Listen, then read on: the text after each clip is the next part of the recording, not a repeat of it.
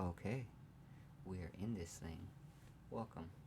I'm Bonsai, Rager Bonsai, and I am a competitive Pokemon Draft League player. I also play regular Pokemon Sword and Shield. Um, my experience is just laddering, and I've been playing since Pokemon came out.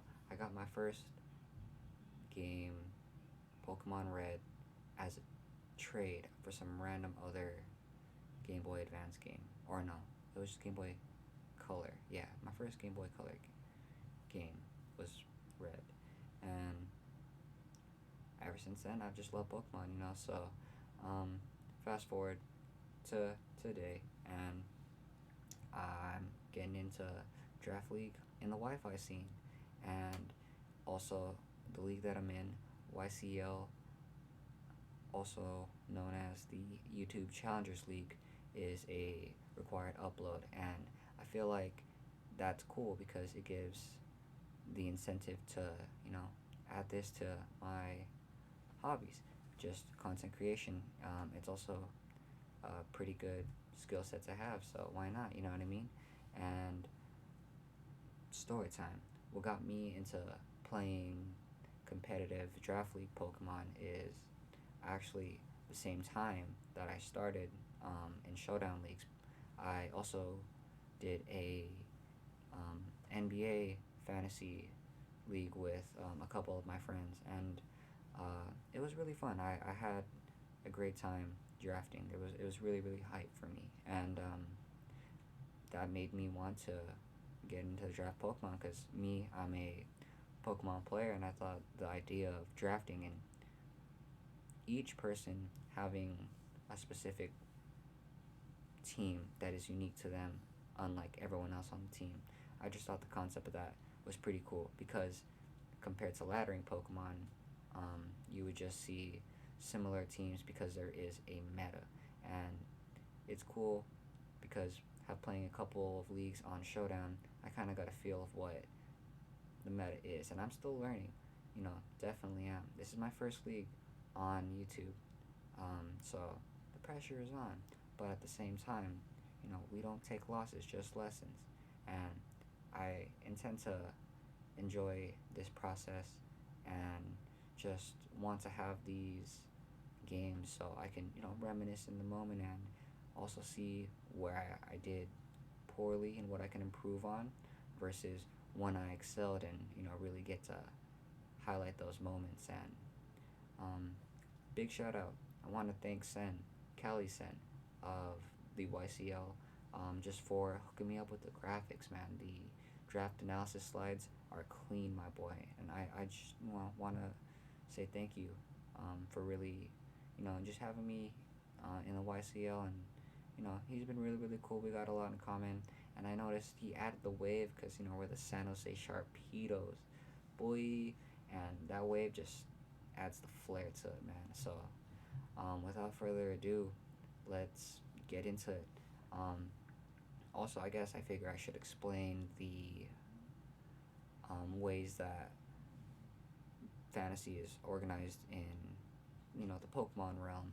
Um, Very comparable to basketball. You have a pool uh, with all of the players, but in this case, they're Pokemon. All of the Pokemon, and they're organized in either tiers or points. And then sometimes in drafts, you can pick your team with a combination of tiers and then points to round off the end. And you know, all of them kind of have their techniques to drafting your team. You can build proactive and just have a game plan, go for the game plan, and then have backups, or you can build pretty reactive to what you see um, in the on the draft pool and what's being picked up. And honestly, I forget where we were in the draft order, so we're just gonna have to roll with it. Without further ado, our first pick, boom, Jirachi, my favorite mythical Pokemon. Just look at the guy. Such a cute mon. Really, really good. It's a steel type with Serene Grace. Serene Grace is really good, doubles the chance of any secondary effects. So, Jirachi, also known as the King of Hacks, he's got two stab moves. Stab being same type attack bonus because you get bonus damage on an attack that is the same type as your Pokemon. And it gets Iron Head and Zen Headbutt, both of which have a 30% chance to flinch. With Jirachi, makes it 60. So 6 out of 10 times it's gonna happen, which is pretty high in the Pokemon RNG. Um, but aside from that, really solid stats.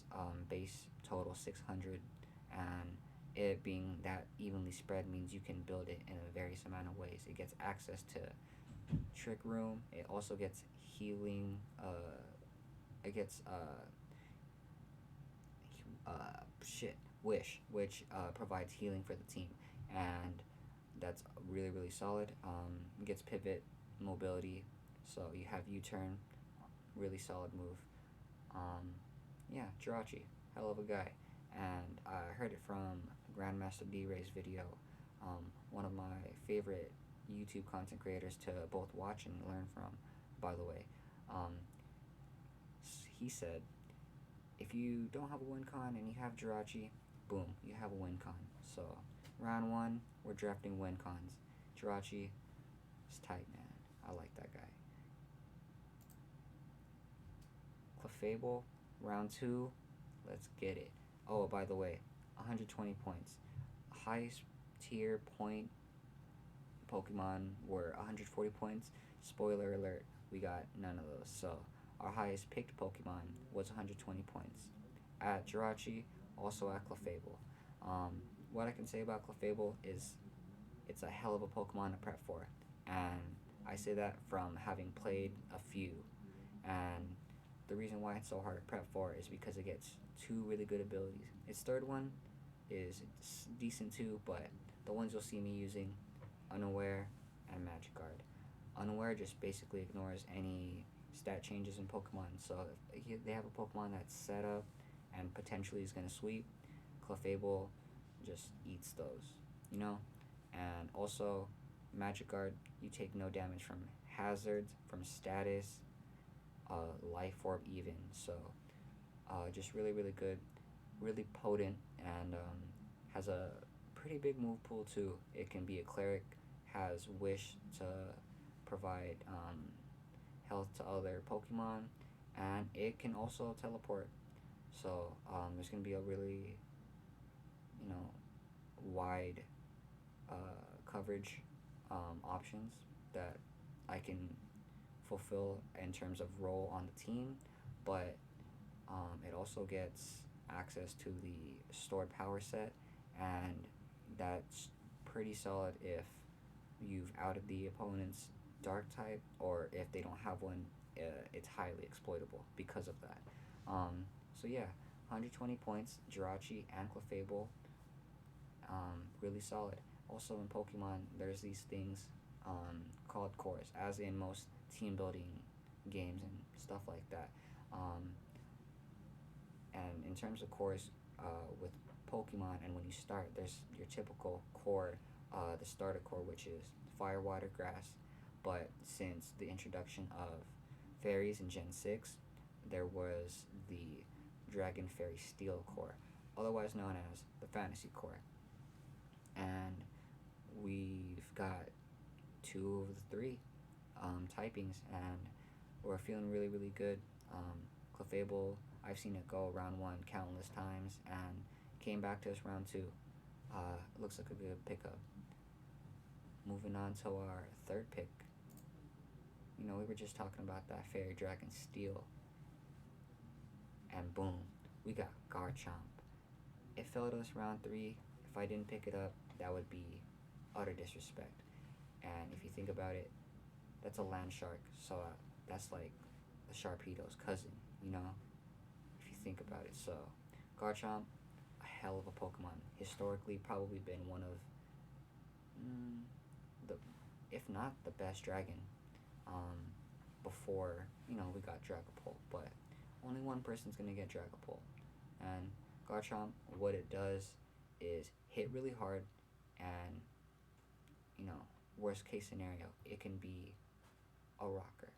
Um, but it's pretty bulky, it's pretty fast, and its ability Rough Skin is just good for punishing physical attackers, especially ones that do multi attack moves. I think is that the same way that that works? It should be, and also because you could double up with Rocky Helmet, but it doesn't have to be that set. You know, you can just run Scale Shot and Swords Dance and make it just the craziest sweeper and just run through teams.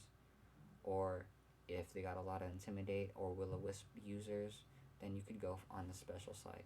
And its special move pool, fairly decent. Not the best, but it's very workable.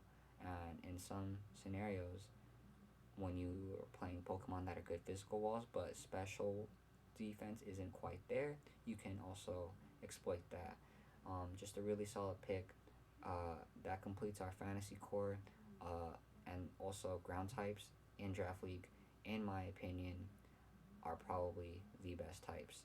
And just having Stab Earthquakes, nothing that is immune is gonna really want to switch in on that, except for maybe bulky grass types. But for our next pick, to counter those bulky grass types, we got Arcanine. Shout out to the Gen 1 fans. In the original Pokédex, this was a legendary Pokemon. Tell me I'm wrong.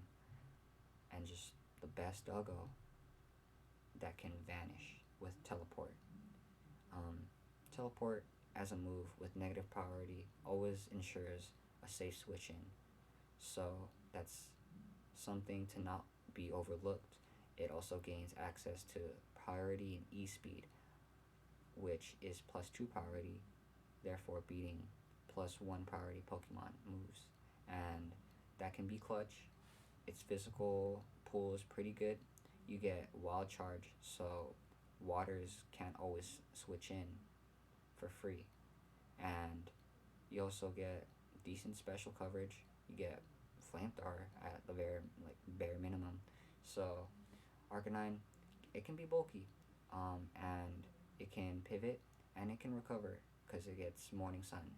And any mon that can regen its own health is pretty sustainable and can pivot. You know, that's quite essential on the team. So just rocking with the Arcanine, 80 points. And I feel like I always forget to mention the points. Garchomp, 120 as well. So you could see our first 3 picks, we went a little bit top heavy, but that doesn't mean we're wasting any points. We got Arcanine at 80, which is technically the B tier, and I think that's quite a steal in my opinion. Yeah, but that's just me. Love Arcanine. What a doggo. Our next pick, we got Shanatic. You know, really cool grass fairy type. It gets access to Effect Spore, and it does have a ×4 weakness to poison, but our first pick, Jirachi, can switch into those for the free. And Shanatic, low key, one of the best Urshifu Rapid Strike counters, because Surging Strikes is not very effective. It's also a multi-hitting move, so that's more chances for the effect spore to proc, unless they run something like protective pads, but that forces prep in them not being able to run another item, such as choice band, such as focus sash. You know what I mean? So it does force prep, and we needed a grass type. We're on our way to completing this starter core in the fire, water, grass. And one thing that I've come to realize and kind of see is fairies, dragons, those go really early. Those are some of the best types, but only the really, really good ones are.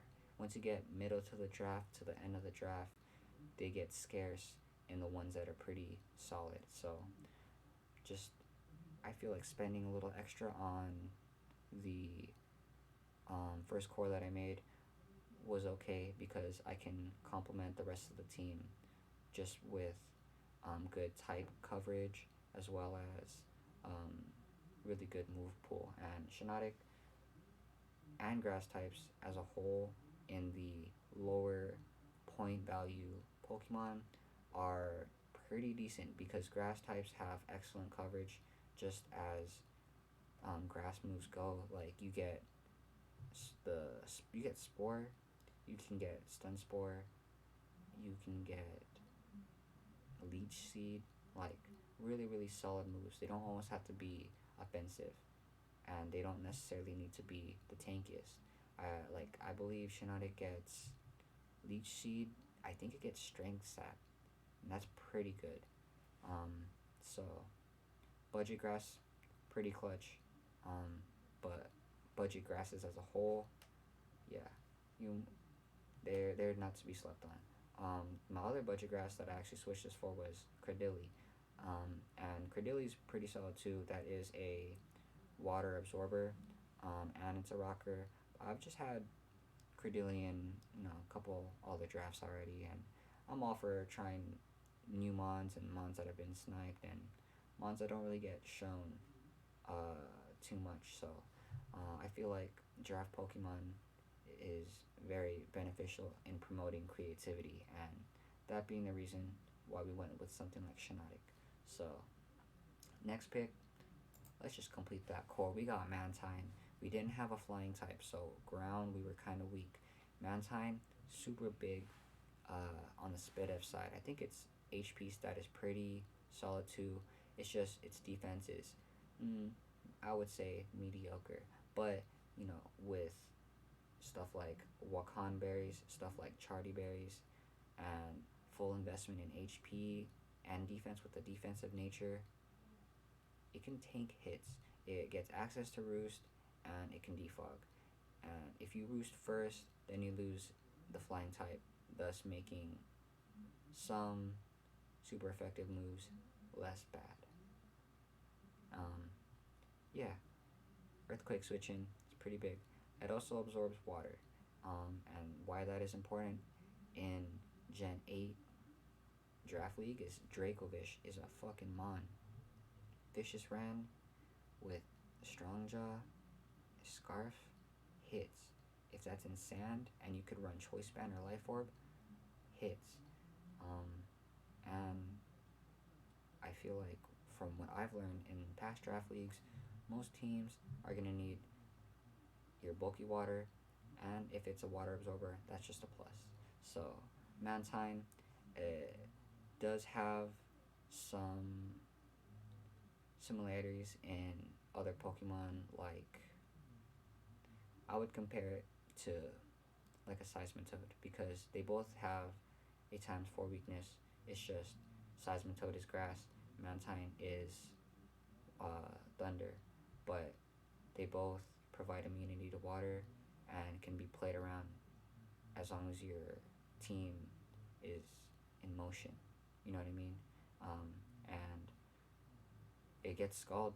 That's a really solid move. Probably the best water move in the game to provide a 30% chance burn. And burn, really important to mitigate physical damage. That's also why we have Arcanine, who also gets access to Will-O-Wisp, just another form, so Mantine right there completes our starter core. We got both our cores. Also debatable, what I feel is like a core is flying, electric, and ground. Just because how most cores play around is they can switch into another and cover, and one is immune to another pretty much. So for our next pick, we throw it back to Gen 1. We get Raichu at 60 points, or 40 points. Mantine was 60 points. And Raichu, most Pokemon, or people that don't know Pokemon, will know Pikachu. And then people that do know Pokemon know that Raichu is so pog. We get the ability Lightning Rod, so it's a good switch in to cover for Mantine. But there's also that Garchomp that can switch in there for free. So Raichu, what it can provide is nuzzle support, um, pivot with Volt Switch. It gets priority E-Speed too, and it gets knockoff. Best move in the game. And why it's the best move in the game? Because items are so detrimental to having the correct set and your Pokemon functioning the way that it's intended, as well as the longevity of the match. And knockoff, just boom, hitting that, knocking off a berry that recovers HP, leftovers, heavy duty boots, assault vest, anything, you know, knockoff. Just really, really good at various points in the game, and it's our fastest mon at 110 base speed, so I would consider 110 to be above average, but it's also pretty fast, and it just has a lot of utility, and it mitigates the thunder weakness for Mantine, because it being our only EQ switch in, because Raichu is also weak to ground. You know, they complement each other fairly well, just as I think they all do with each other. Yeah, Raichu, we do it for the fans of Pokemon Gen 1. Yeah. Next pick though, new to Pokemon Sword and Shield, Obstagoon, 80 points. Look at that design. That's tight as fuck. Gets really, really good abilities. Defiant, if your stats are lowered, your attack boosts go up. So that is not only important for scaring away intimidators, because our team is predominantly physical, um, but also because there are defoggers that are going to want to defog away hazards. And even though they defog away their own hazards, they would defog our screens, all of our hazards that we would work for, and it lowers our evasion. And that's why Define is so good, because you can switch him in on a potential defog or a clear defog and just get the free boost and then still have an item. But if you want to run Guts, then you get Flame Orb, and you don't get the damage mitigation. You get a bonus for having a status effect. And even though you take a 16th of your HP every turn, the attack yield just is that much more the difference. With Chip, you can just knock out stuff with Stab Knockoff, best move in the game. And then also Facade. A Stab Facade Guts boosted is pretty unreal. And it's at 95 base speed, forcing opponents to outspeed it or run near to max speed, or at least a positive speed nature if they want to outspeed it.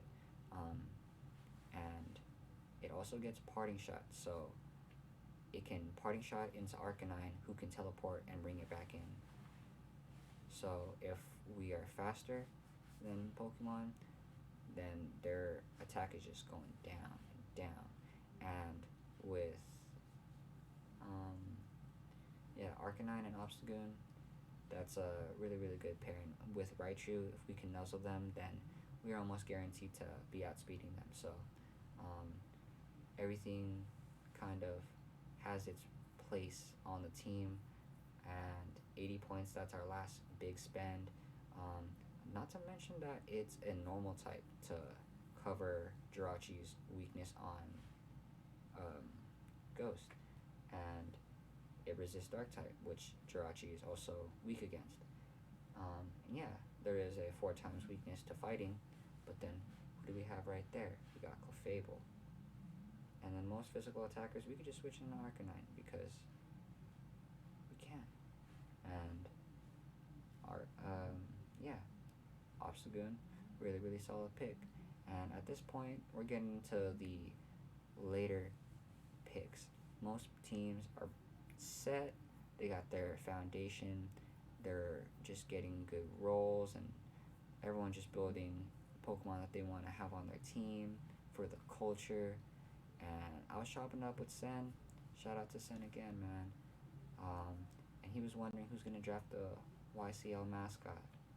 That being Sableye. And we did 60 points. Last big spend. If I were to get Sableye, then my last two Pokemon both had to be 20 points each because we had 760 total. And it's hype, man.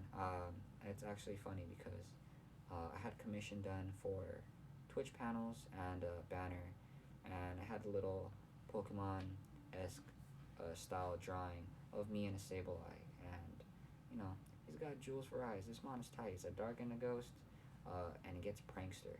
Although Prankster isn't, although it doesn't affect Dark types, we're not too worried about it. Prankster on its own is just really really good, and Sableye can make the most of that with Priority Will-O-Wisp. It gets Priority Recover, Calm Mind, and it also gets access to Knockoff. So, best move in the game. If you can learn the best move in the game, that's a good mon of me.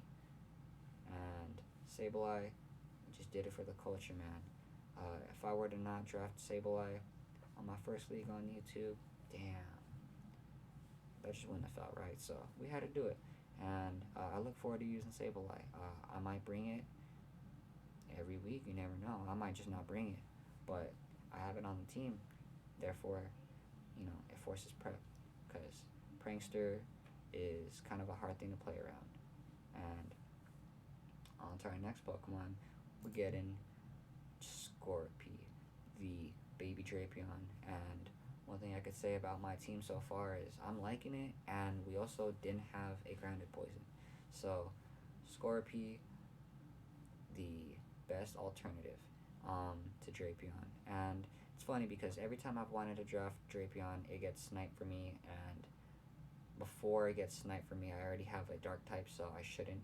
But I'm fairly late to getting grounded poisons, and it's something that you do want to have when the singles metagame is kind of built around good hazards, and hazards are good because they punish defensive switch-ins, and switching in is probably the best defensive mechanic in Pokemon, because you can get in stuff for free, and with mons that have to switch out, coming into hazards will force them to either run heavy duty boots, which takes them away from having an item, but that can also get knocked off. And just having Scorpio to be able to absorb spikes, and it being bulky enough to set spikes on its own is, fairly solid. I don't see it coming all the time, but I do want to bring it one time for the culture. Little side note, getting off track from this, I am also taking part in the TGR, which is the game room. They have a a Wi-Fi league that is VGC but Little Cup. So you get to see all the cool baby Pokemon, and it just so happens that Scorpio is too high on the stat list, base stat total, for it to be on there. So since we can't get it in the LC VGC league, we got Scorpio right here. And just one thing to know is its base defense stat is 90, which is pretty solid when you stack it up with the Eviolite. And with battle armor, you don't get crit. And what always crits? Urshifu. Yeah. So, just another little thing to throw out there. Scorpio, solid, low tier pick. And 20 points, the very bottom of the list, you gotta find the gems. So, there's another role that was fulfilled, and I'm really, really content with my team at this time. So, last pick, we're gonna go with Dollar. And yeah, it's two types in a row that I picked that were the same, but they were the last two picks, and both of them are bug, but they provide different utility, because Dollar, it can be a little bit bulkier, and it gets Recover, which is pretty good on any mon that can get Aviolite. It sets up sticky webs, and if I can outspeed guaranteed, then a lot of my team is just gonna have a lot of fun. And being able to set up sticky webs, I feel like is something that gets overlooked because there's not that many sticky web users as there are defog and rapid spinners. But when you can get it out, you can get it out, and it's gonna be fun. The LCVGC League in TGR also doesn't allow any mid evolution Pokemon, so it's all just first evolution. So Dollar would also not be able to be in that league, so we got it here. And I probably would have gotten Charjabug if it wasn't already taken. But Sticky Web user for 20 points that can hold Eviolite and heal itself. That's a good Pokemon to me. And I think that right there just concludes my video, man. Thank you for watching, and hopefully you were able to get something that you could take out of it, you were able to learn from, and it's nice to be here. I look forward to interacting with a lot of the other fellow content creators in the Discord, and the ones that I've been watching, they will now have content to go back and watch for me, and hopefully we get to cross paths and get to play. So there's a lot of content creators that I do admire, and just once again, shout out to Sen. Beautiful graphics, really set me off for success in the league, and just on YouTube. I don't really know how to do this stuff yet. I'm going to learn eventually, so if you want to be around for the ride and see how we do in the YCL and the TGR League, and the other leagues that are coming in the future, subscribe, and you can leave comments down. Keep it positive. We just bring positive energy out here, and constructive criticism is always good. I'm new to this. It's my first video, so if I ramble on, if I stutter, if I say a lot, because I know I do, hey, it's all good. We're just human, being human, and it's been Bonsai. Peace out.